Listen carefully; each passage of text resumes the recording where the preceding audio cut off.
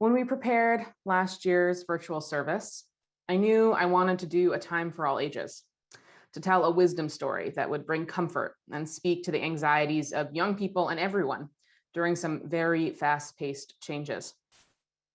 The story I offered you a year ago was accompanied by a shadow puppet play and involved the telling of a story of challahs in the Ark, where families think they are participating in a miraculous exchange of bread, but in fact, it's just one ordinary family putting bread out and another ordinary family picking it up. The script that I read says, both looked so disappointed. For all these years, they thought they had been participating in a miracle, but it was not so. Rachel, the elder, seeing the disappointment on their faces, approached them. Look at your hands. Therein lies the miracle.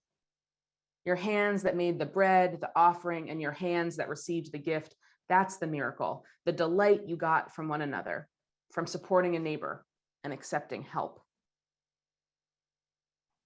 At that time, I tied the story together by emphasizing what we could do with our hands in those days. We could keep them really clean. We could scrub them and wash them so well. And we could remember the power that our touch had, that our ability to keep one another safe and healthy was dependent on what we did with our hands. A year later, and all I can think of is how wrong that advice was. We learned a lot about the science of COVID this year. The biggest learning was around transmission. The fact that you couldn't get it from touching a surface, but from exchanging air laced with tiny droplets. I think about that moment when, as your minister, I wanted to offer you wisdom and comfort, and what I ended up offering you was wrong. Based on the best information I could get at the time, the sage advice, the solemn attempt at connecting our theology with the present anxiety of the moment was just wrong. There is a crack in everything. And what do I take from that? Mostly I take an abiding humility, a strong dose in my own smallness that we get things wrong sometimes, that even in our most earnest and fervent attempts at getting it right, we're gonna get it wrong. That was a powerful lesson for me. That getting it wrong is just part of living. It's what you do with getting it wrong that shows your character.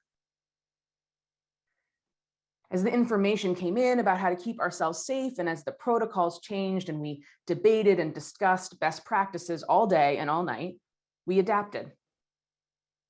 We didn't spend too much time worrying that we had been purelling ourselves into oblivion, but focused rather on what we could do to mitigate our risk and move forward together better. I think so much of resilience, our theme this month, is about adaptability. It's about marveling at just how capable we are at doing hard things and of changing our ways. I'll share that one of the first times that Liv and I pulled into the grocery store parking lot in April of 2020, and I pulled a bandana up around my face before masks were widely available, sold on every corner, I cried. I sat in the car as tears fell down my cheeks. I didn't want to cover my face in public. I didn't want to see other people's faces covered. I was scared. I need people's faces to read my way through a room. I found that regulating my breath in the bandana was hard. I was holding it in most of the time. And now a year later, I wear a mask. I wear it casually all the time. I don't love it. I don't even really like it. But I'm not scared anymore. And I breathe normally. And I've learned other ways to read those around me, learned other ways to telegraph my gratitude with my eyes and my hands and my energy, less with my mouth. I've borne witness to countless ways in which we are capable of doing hard things, of adapting how we live. There exists in this year a testament to the possibility of change, of radically different ways of thinking and being together and living. I think We can all agree this isn't the blueprint I'd like to follow for massive social transformation, but it's a testament to its possibility.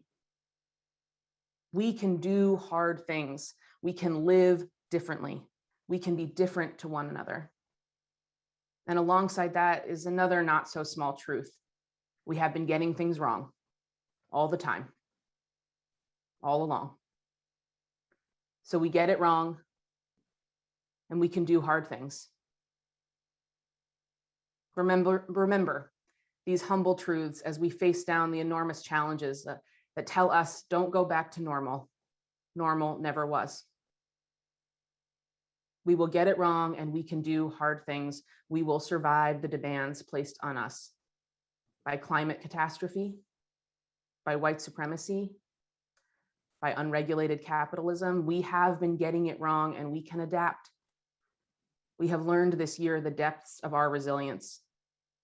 We can claim our resilience now, knowing it will serve us as we build a better, different world. There's a crack in everything. That's how the light gets in. And therein lies the miracle. Blessed be, and amen. Good morning, First Unitarian Church. My name is Reverend Abby Tennis. I serve as lead minister here in this congregation, and we are doing something totally new for us today in doing live streaming worship to you at home. As you might have heard as you came in, chat feature that's enabled, and we're going to be inviting you to interact with us a few times during the service. We're going to be trying to show you a couple of different things, moving the cameras around. We have an amazing tech team with David O'Connor and Mike Stratoti and Nate Berge and Kai Level here, and we're doing all we can to make this a meaningful service for us when we can't be together in person. So let's take a moment to breathe. Find comfort wherever you are, whether you're on your couch or your bed or at the kitchen table. Maybe you're outside on your porch. Let's close our eyes for a moment and breathe and feel our connection across this distance.